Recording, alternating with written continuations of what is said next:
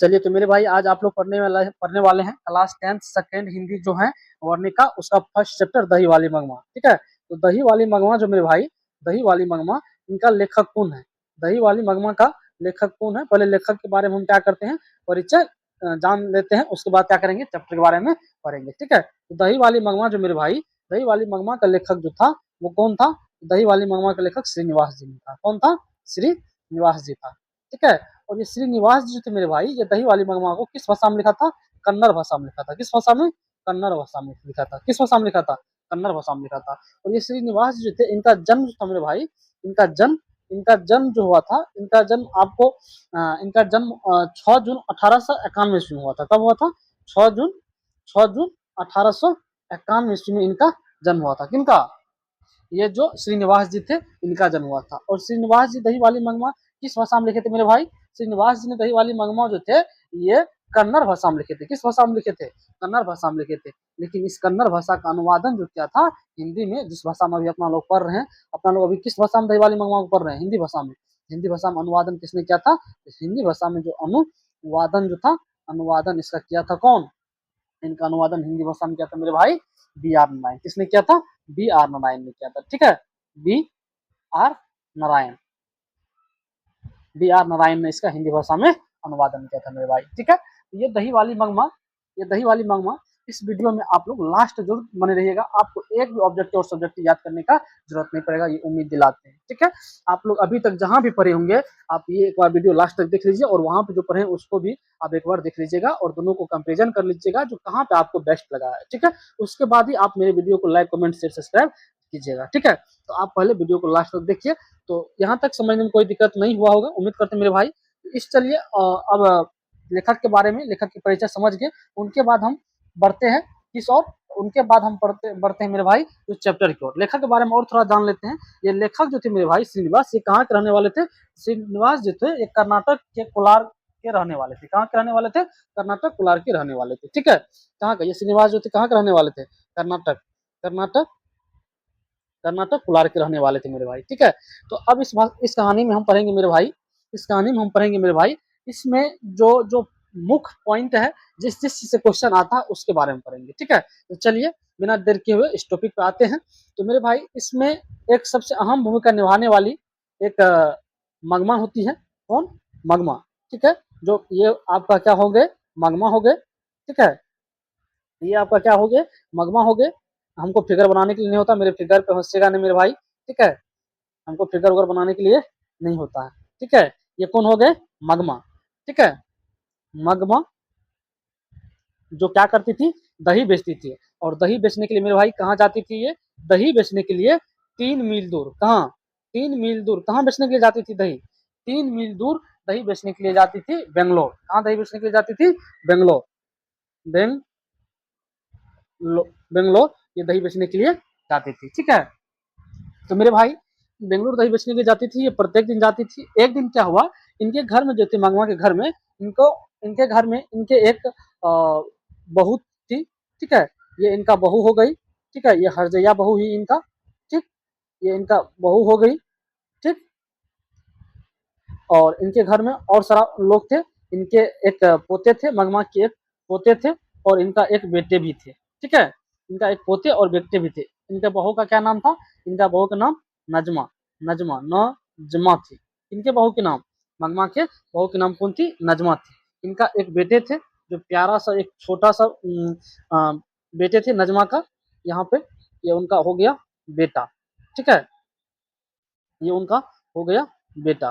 Okay, हमको figure बनाने के लिए नहीं होता मेरे भाई, मेरे फिगर पे हंसना नहीं। ठीक है, ये इनका कौन हो गए? बेटा। और इनका एक मगमा का जो एक, मगमा को भी एक बेटे थे, जिनका जिनका ये फिगर हो गया।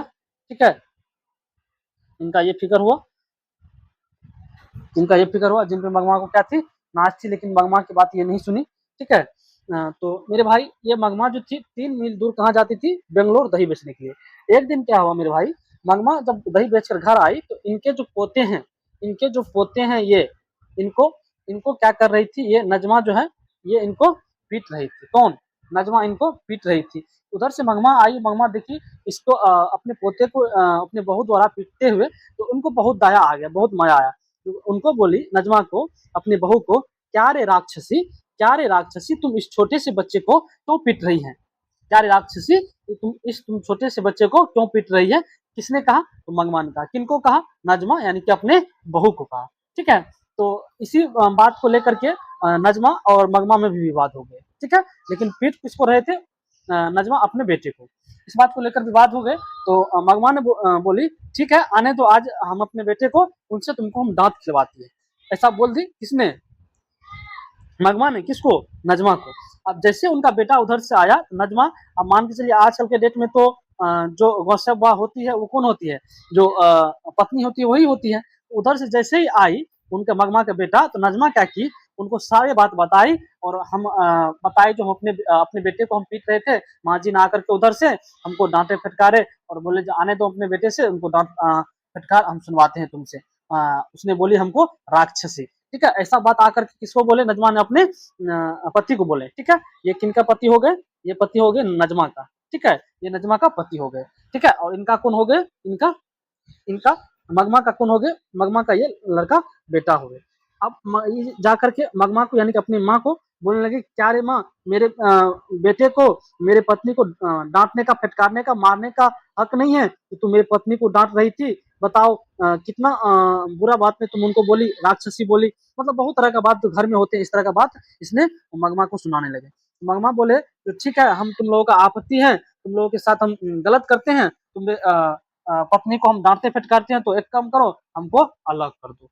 ठीक है, तो इसने बोले ठीक है, इनका बेटा जो तुम बोले ठीक है, अगर तुम्हारा यही मन है तो तुम ठीक है अलग हो जाओ। भगवान बोली ठीक है, हम आज दोपहर से अलग हो जाएंगे। मंगमा ने क्या बोली? आज हम दोपहर से अलग हो जाएंगे। फिर मंगमा ने क्या की? दोपहर को यहाँ पे एक चूल्हा बना देते हैं, मटकुरा। ठीक है, एक मटकुरा में अपना भोजन बनाना स्टार्ट कर ले। ठीक है, एक मटकुरा में यहाँ पे लगा, आग लगा दीजिए। ठीक है, भोजन बनाना स्टार्ट कर दी। ठीक, और इसमें भोजन मंगमा ने प्रत्येक दिन बनाने लगी। और मंगमा जो दही बेचने के लिए जाती थी, कहाँ? बेंगलोर। कहाँ दही बेचने के लिए जाती थी? बेंगलोर। तो वहां से जो दही बेच के आती थी, वो सब पैसा तो उनको फायदा ही हुआ करता था। तो लेकिन सबसे पहले जो पैसा दही बेच के आती थी, तो वो पैसा होता था तो किनको देते थे? अपने बेटे पोते बहू को। अपने बेटे के लिए क्या लेकर आते थे? मिठाई। मिठाई लेकर आते थे किनके लिए? अपने पोते के लिए। ठीक है, और नजमा के लिए साड़ी वगैरह लेकर आती थी। कौन? मंगमा।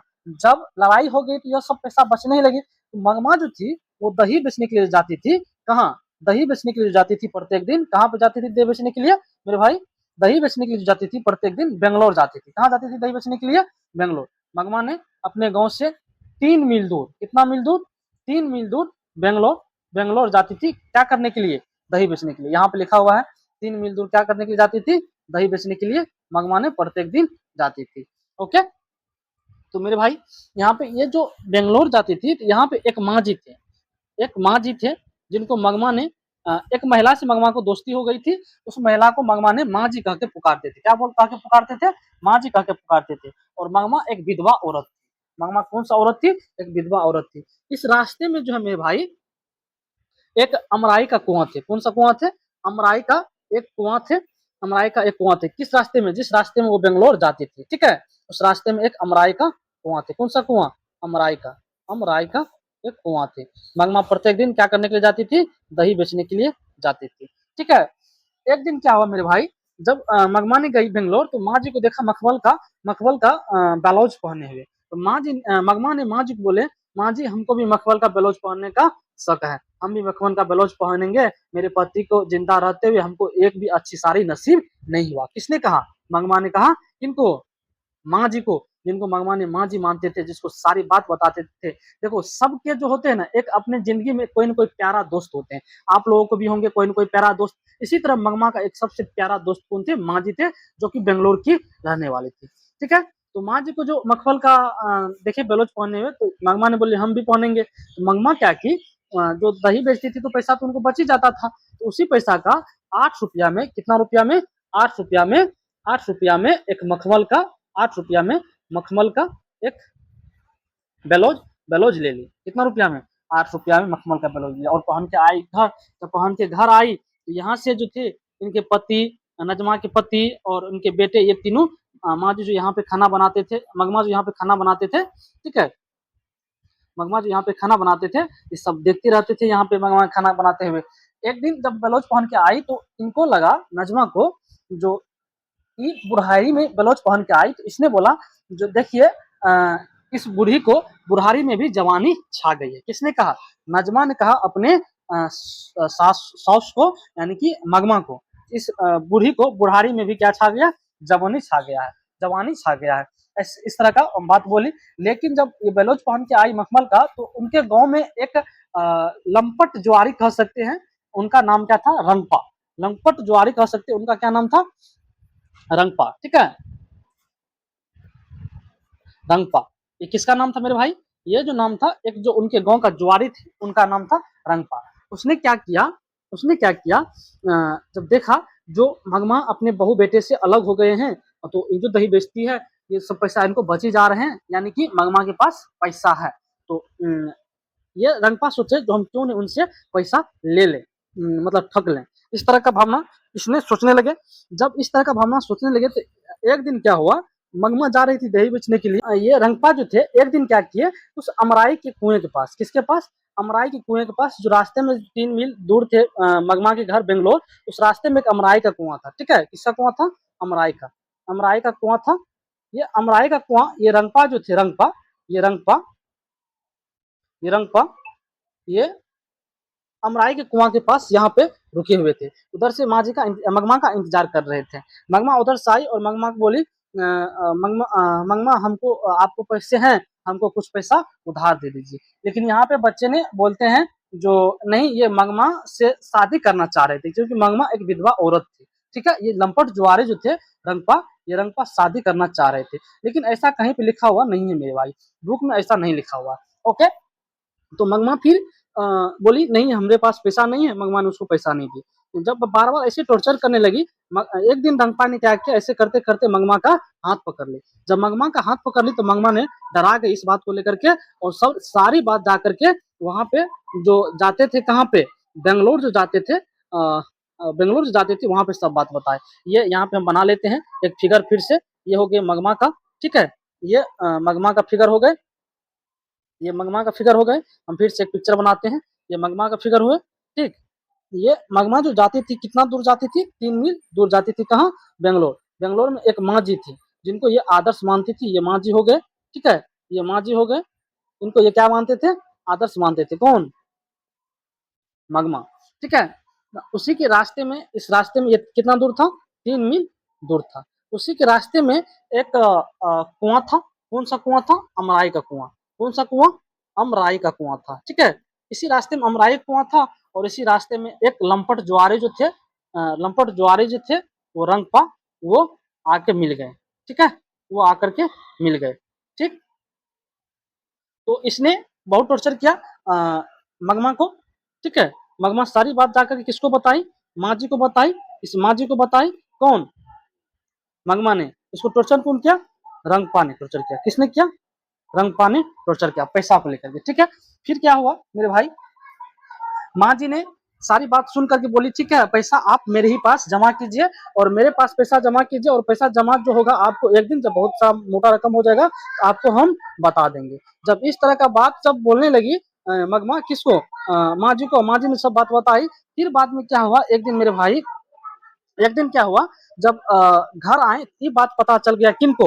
ये बात पता चल गया इनके जो नजमा जो थे, नजमा, इनको बात पता चल गया सब, मगमा के बहू को। नजमा ने सोची इतना पैसा होती है बूढ़ी को, इनसे क्यों ना हम मेल माफ कर ले। तब मगमा ने एक दिमाग लगाई मेल माफ करने का। ठीक है, तो इसका जो उपाय की मेल माफ करने का, अपने बेटे का सहारा लिया। अपने उनका बेटे जो था छोटा, जिसके कारण लड़ाई हुआ था, उनका सहारा लिया और बेटे को भेजा। बोला जाओ तुम वहीं पे रहना, और बेटे वहां पे रहने लगे। बाद में जाकर के सभी ने उनसे समझौता कर लिया मगमा से, और मगमा को बोली जो आप अब जो है, आप अब दही बेचने के लिए मत जाइए, अब आपका एज हो गया है, आप घर में बैठिए, अब दही बेचने के लिए आपका जो काम है हम करते हैं, अब आपका उम्र हो गए, आप रेस्ट कीजिए। किसने कहने लगा? नजमा ने कहने लगा। किसको? मगमा को। बाद में मंगमा ऐसी के मंगमा अपना काम दे दी नजमा को, और नजमा ने दही बेचने के प्रत्येक दिन जाने लगी। मंगमा ने घर में रेस्ट करने लगी। तो मेरे भाई ये आपका जो कहानी था ये आपका यही तक कहानी था, और इसमें जो भी छूट गया है वो हम ऑब्जेक्टिव के माध्यम से आप लोगों को हम बता देंगे। लेकिन उम्मीद है जो एक भी कहीं पे भी कुछ भी नहीं छूटा है, पूरा निचोड़ आप लोगों को हम इस वीडियो में बता चुके हैं, एक एक टॉपिक पे हम चर्चा कर चुके हैं मेरे भाई। तो आप लोग वीडियो में लास्ट तक बने, इसके लिए थैंक यू।